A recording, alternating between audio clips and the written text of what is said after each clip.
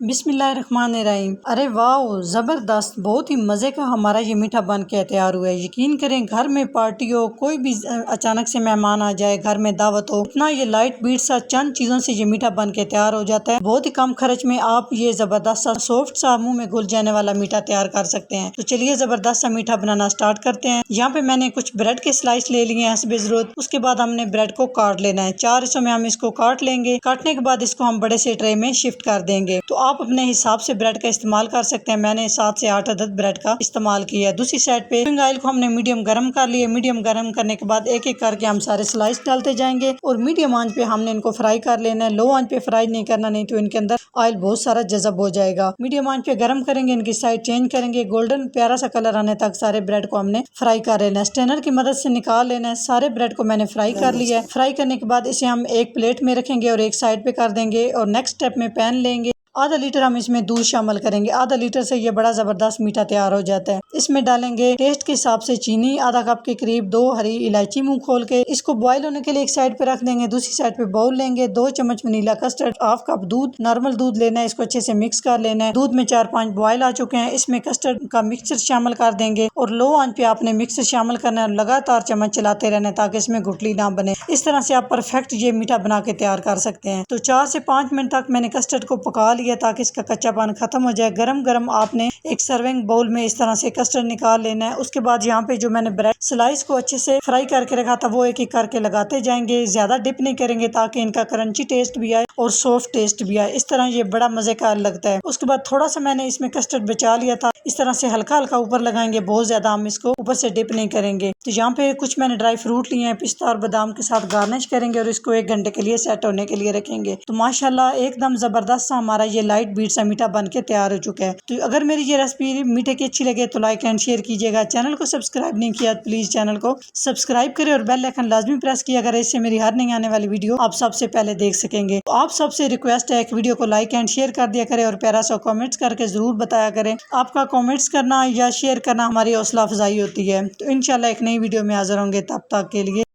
अल्लाह हाफिज।